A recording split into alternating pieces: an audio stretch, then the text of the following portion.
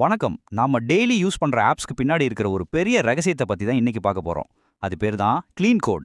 இது வெறும் டெவலப்பர்ஸ்க்கு மட்டும் இல்லைங்க. நம்ம எல்லாருக்குமே இது ஏன் ரொம்ப முக்கியம்னு தெரிஞ்சுக்கலாம் வாங்க. இந்த அனுபவம் உங்களுக்கு கண்டிப்பா நடந்திருக்கும் இல்லையா? சில ஆப்ஸ்லாம் சும்மா வெண்ண மாதிரி ஸ்மூத்தா ஓடும். ஆனா சில ஆப்ஸ் அப்பப்போ கிராஷ் ஆகும், ஹேங் ஆகும். ஏன் இப்படி நடக்குதுன்னு வாயார் யோசிச்சு பார்த்திருக்கீங்களா?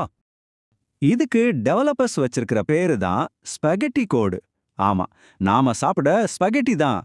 பேரை கேட்டா காமெடியா இருக்கலாம், ஆனா சாஃப்ட்வேர் உலகத்துல இது ஒரு பெரிய தலைவலி. ஸ்பெகட்டி எப்படி ஒன்னோட ஒன்னு சிக்கி பிரிக்கவே முடியாத அளவுக்கு இருக்குமோ, அதே மாதிரி தான் இந்த கோடும். இதை சரி பண்றதுக்குள்ள போதும் போதும்னு ஆயிடும். சரி, அப்போ இந்த ஸ்பாகெட்டி கோடால உண்மையிலே என்னென்ன பிரச்சனைகள் வருதுன்னு பார்க்கலாம் வாங்க. ஒரு சீட்டுக்கட்டுல வீடு கட்டுற மாதிரி இதை நினைச்சுக்கோங்க. பார்க்க நல்லா தான் இருக்கும், ஆனா ஒரே ஒரு சீட்டை தட்டி விட்டா போதும், மொத்தமும் சரிஞ்சிடும். மோசமான கோடும் கிட்டத்தட்ட அப்படிதான். ஆரம்பத்துலலாம் கரெக்டா வேலை செய்யற மாதிரி தெரியும், ஆனா சின்னதா ஒரு சேஞ்ச் பண்ணா போதும் மொத்த ஆப்பும் கிராஷ் ஆயிடும். அப்புறம் அதை சரி செய்யறதுக்கு ஆகிற செலவும் நேரமும் ரொம்ப ரொம்ப அதிகம். இது நிஜமாவே ஒரு கோட்ல இருந்த கமெண்ட்டுங்க.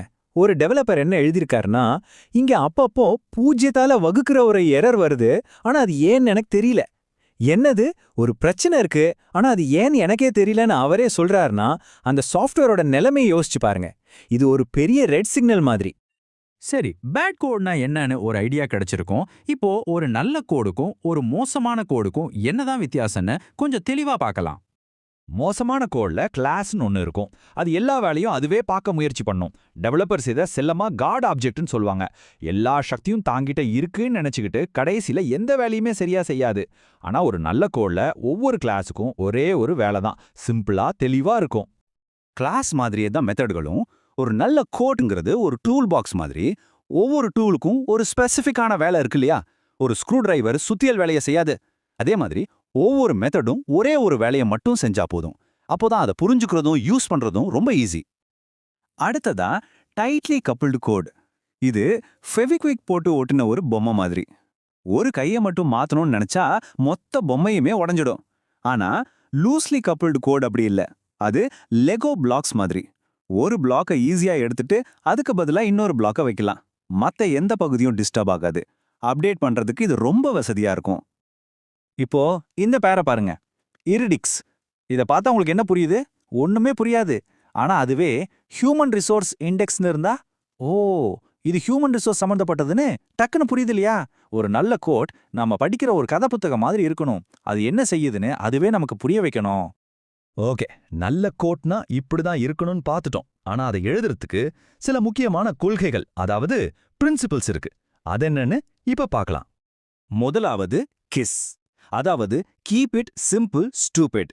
சிம்பிளா சொல்லணும்னா ஒரு விஷயத்த தேவையில்லாம காம்ப்ளிகேட் பண்ணாதீங்க. ஒரு பிரச்சனைக்கு சிம்பிளான ஒரு தீர்வு இருக்குன்னா அதையே பயன்படுத்துங்க. அதுதான் பெஸ்ட். அடுத்து try, don't repeat your self. அதாவது சொன்னதையே திரும்ப திரும்ப சொல்லாத மாதிரி எழுதின கோடையே திரும்ப திரும்ப எழுதக்கூடாது. யோசிச்சு பாருங்க, ஒரே கோடை 10 இடத்துல காப்பி பேஸ்ட் பண்ணி வச்சிருக்கீங்க. அதுல சின்னதா ஒரு மாற்றம் பண்ணணும்னா கூட அந்த 10 இடத்துலயும் போய் மாத்தணும். இது பின்னாடி பெரிய தலைவலியை கொண்டு வந்து விட்டுரும். இது மட்டும் இல்லாம இன்னும் கொஞ்சம் அட்வான்ஸ்டா போனோம்னா சாலிட் அப்படின்னு ஒரு 5 கொள்கைகள் இருக்கு. இது ஒவ்வொன்றும் ஒரு சாஃப்ட்வேரை ரொம்ப ஸ்ட்ராங்காவும் மெயின்டைன் பண்றதுக்கு ஈஸியாவும் எதிர்காலத்துல அப்டேட் பண்றதுக்கு வசதியாவும் மாத்துறதுக்கான ஒரு அடித்தளம். ஆனா நல்ல கோடு எழுதுறதுங்கிறது ஒரு தனிப்பட்ட டெவலப்பரோட திறமையில மட்டும் இல்ல, அது ஒரு டீம் ஒர்க்கா இருக்கும்போது தான் இன்னும் சூப்பரா வரும். அதை பத்தி தான் இப்ப பார்க்க போறோம். ஆமாங்க, க்ளீன் கோட்டுங்கிறது ஏதோ தற்செயலா நடந்துற விஷயம் கிடையாது. அது ஒரு டீம் ஒன்னா சேர்ந்து பிளான் பண்ணி முயற்சி செஞ்சு உருவாக்குற ஒரு விஷயம். ஒரு டீம் அவங்க எழுதுற கோடோட தரத்தை உறுதி செய்யறதுக்கு ஒரு முக்கியமான விஷயத்த ஃபாலோ பண்ணுவாங்க. அதுதான் கோட் ரிவ்யூ. சிம்பிளா சொல்லணும்னா, ஒருத்தர் எழுதின கோடை டீம்ல இருக்கிற மற்றவங்கெல்லாம் ஒரு தடவை செக் பண்ணி ஓகே எல்லாம் கரெக்டா இருக்குன்னு சொன்னதுக்கு அப்புறம் தான் அடுத்த கட்டத்துக்கு போவோம். இந்த ப்ராசஸ் ரொம்ப சிம்பிள். முதல்ல ஒரு டெவலப்பர் அவரோட வேலையை முடிச்சு கோடை சப்மிட் பண்ணுவார். அப்புறம் அதை மெயின் கோடோட சேர்க்கறதுக்காக ஒரு புல் ரிக்வெஸ்ட் அனுப்புவார். டீம்ல இருக்கிற மற்ற டெவலப்பர்ஸ் அதை ரிவ்யூ பண்ணுவாங்க.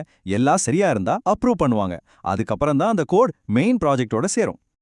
சரி, இவ்ளோ நேரம் டெவலப்பர்ஸ் கோடுன்னு பேசிட்டோம். ஆனா இதெல்லாம் நமக்கு, அதாவது ஆப்ஸ் யூஸ் பண்ற யூசர்ஸ்க்கு ஏன் முக்கியம்? அதை பார்க்கலாம் வாங்க. நிறைய பேர் நினைக்கிறாங்க இதெல்லாம் டெவலப்பர்ஸ் பார்த்துக்க வேண்டிய விஷயம்னு. ஆனா உண்மை அது இல்ல. இது நம்ம ஒவ்வொருத்தரையும் நேரடியா பாதிக்கிற ஒரு விஷயம். ஒரு ஆப் எவ்வளோ வேகமா இருக்கு, எவ்வளோ நம்பகத்தன்மையா இருக்கு, புது புது ஃபீச்சர்ஸ் எவ்வளோ சீக்கிரம் வருது. இது எல்லாத்துக்கும் அடித்தளமே இந்த க்ளீன் கோட் தான்.